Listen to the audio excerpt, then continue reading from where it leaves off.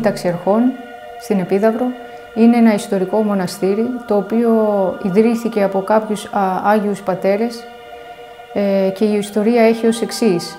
Γύρω στις αρχές του 15ου αιώνα, ένας Άγιος Μοναχός που προέρχεται από τη Μονή Αγνούντος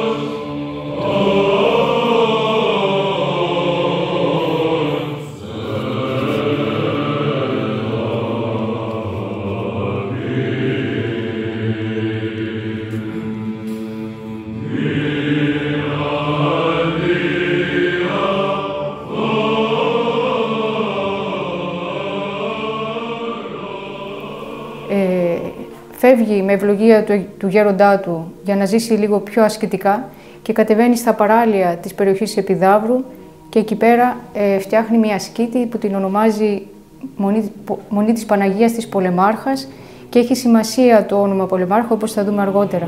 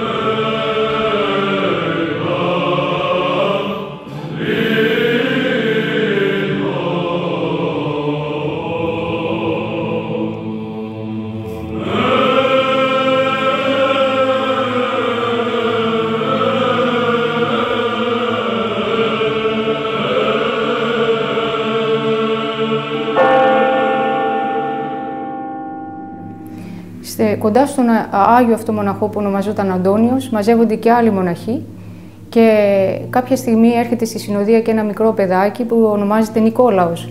Αυτό το παιδάκι θα πάρει τη ρασοευχή κοντά στον Άγιο Αντώνιο και θα ονομαστεί Νύφων. Είναι ο μετέπειτα Πατριάρχης Νύφων Κωνσταντινουπόλεως, ο οποίος ξεκίνησε τα μοναχικά του βήματα στη Μονή της Πολεμάρχας. Για λίγο καιρό θα μείνει η συνοδεία κοντά στον Άγιο Γέροντα Αντώνιο, αλλά η κοίμησή του σηματοδοτεί ένα χωρισμό. Ο Άγιος Νύφων, πλέον μοναχός, κανονικός και έχοντας εμπειρία μοναχική, αναζητώντας άλλο γέροντα, θα ακολουθήσει τον γέροντα Ζαχαρία και θα φύγουν για μια μεγάλη περιοδία. Είμαστε στα ταραγμένα χρόνια γύρω από την άλωση της Κωνσταντινούπολης. Θα φύγουν, θα καταλήξει ο Άγιος Νύφων στο Άγιον Όρος, θα κάτσει για λίγα χρόνια στο Βατοπέδι και θα ενταχθεί στην αδερφότητα της Μονής Διονυσίου.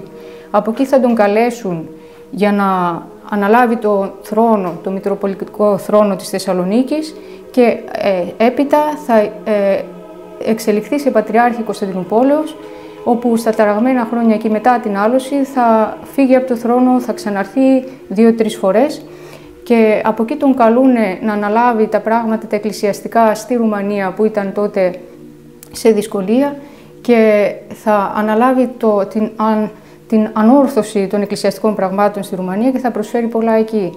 Στο τέλος του βίου του θα ξαναγυρίσει στη Μονή Διονυσίου, όπου και θα κοιμηθεί και μετά από αρκετούς αιώνες το λείψανό του θα γυρίσει πίσω στη Μονή της Μετανοίας του, όπου ξεκίνησε τα βήματά του. Παράλληλα με την ιστορία του Αγίου Νύφωνα, οι υπόλοιποι αδερφοί που ήταν στη συνοδεία του Αγίου Αντωνίου, λόγω των πειρατικών επιδρομών που δεχόταν η Μονή της Πολεμάρχας, θα φύγουν και θα ανέβουν στα ορεινά της περιοχής, εκεί που είναι τώρα το μοναστήρι του Καλαμίου, και από εκεί οι κάτοικοι της γύρω περιοχής εδώ θα δώσουν εκτήματα και θα κατέβουν οι πατέρες και θα χτίσουν τη Μονή Ταξιαρχών, το μοναστήρι δηλαδή που είμαστε εδώ εμείς σήμερα. Το 1966 θα γίνει αυτό που σας είπα προηγουμένως, θα έρθει το λείψανο, ένα μεγάλο μέρος του λειψάνου του Αγίου Νύφωνος στη γυναικεία πια αδελφότητα. Θα σας πω για την αλλαγή από ανδρώα σε γυναικεία μονή και θα παραδοθεί το λείψανο στη Μονή Ταξιαρχών, όπου φυλάσσεται μέχρι και σήμερα προς ευλογία όλων, και των μοναχών και των πιστών. Το μοναστήρι ξεκίνησε ως ανδρώα μονή με αυτούς τους Αγίους Πατέρες που σας περιέγραψα. Έζησε μέχρι το 1948 ως ανδρώα μονή και από εκεί και πέρα θα αλλάξει το καθεστώς και θα έρθει η γυναικεία αδερφότητα από τη Μονή της Ζούρβας στην Ύδρα και θα επανδρώσει το μοναστήρι και από εκεί και πέρα ξεκινάει η γυναικεία φάση μέχρι και σήμερα. Το μοναστήρι έχει προσφέρει πάρα πολλά σε όλους τους τομείς. Έζησε και ήκμασε μέσα στα δύσκολα χρόνια της τουρκοκρατίας και πρόσφερε στο λαό και φυσικά στους μοναχούς που εγκαταβιούσαν εδώ και στο θέμα της πίστης και στο θέμα των γραμμάτων, ακόμα και στον οικονομικό τομέα, γιατί τότε στα χρόνια αυτά της τουρκοκρατίας τα μοναστήρια έπαιζαν αυτό το ρόλο στήριξης και παιδείας και τροφής και φύλαξης όλων των κατοίκων που βρίσκονταν γύρω από αυτά.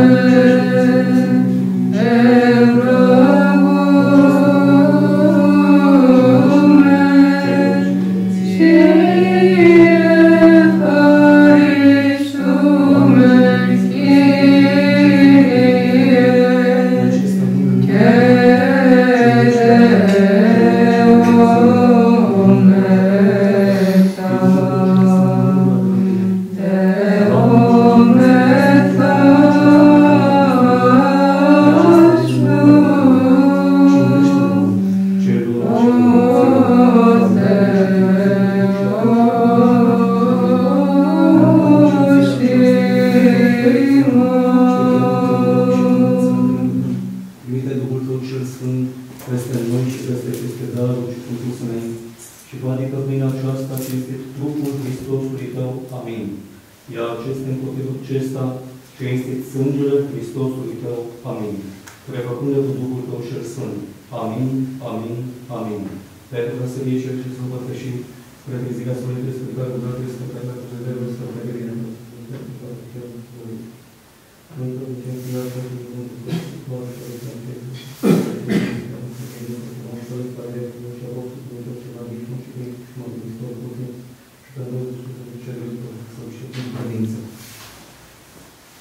Mai ales pentru preasfânta, curata, prea binecuvântată, slăvita stăpâna noastră de Dumnezeu Născătoarea și pururea Fecioară, Maria.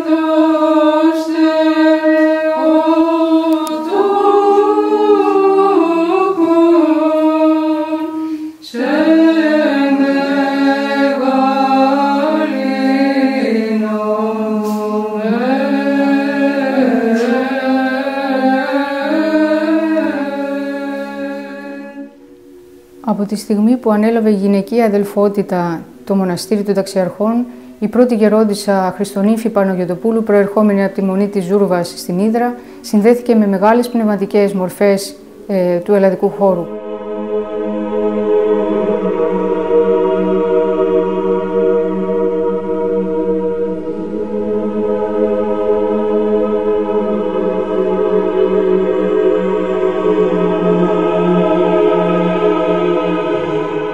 Πατέρα Χερουβίμ του Παρακλήτου, με τον γέροντα Δαμασκηνό της Μονής του Τιμίου Προδρόμου στα Μέγαρα, στο Μακρινό, με τον γέροντα Γαβριήλ τον Διονυσιάτη, ο οποίος και έφερε και το λείψανο του Αγίου Νύφωνα στο μοναστήρι, με τον Άγιο Παπαεφρέμ τον Κατονακιώτη, με τον οποίο είχαν και αλληλογραφία.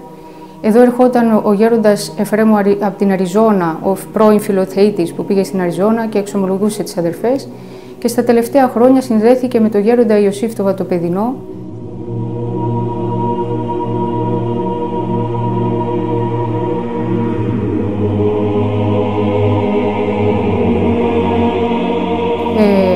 Και ο οποίος και τοποθέτησε τον γέροντα Εφρέμ το Βατοπεδινό ως γέροντα της Μονής, ο οποίος είναι και μέχρι σήμερα ο γέροντας της Μονής. Το μοναστήρι των Ταξιαρχών όταν ήταν ακόμα ανδρώα μονή, αλλά και στα σύγχρονα χρόνια, ευτύχησε να έχει μοναχούς οι οποίοι ήταν εκπαιδευμένοι. Οπότε μεγάλωσε ο αριθμός των βιβλίων της Μονής και η βιβλιοθήκη αυτού και έχουν απομείνει πια στο μοναστήρι κάποια χειρόγραφα μεγάλης αξίας από εκείνους τους καιρούς, όπως και παλέτυπα διαφόρων γνωστικών αντικειμένων, όπως αυτό και άλλα πολλά που έχουμε. Η βιβλιοθήκη ήταν αρκετά μεγάλη, αλλά μέσα στους αιώνες και στα χρόνια έχουν απομείνει ελάχιστα από τα βιβλία που είχαμε.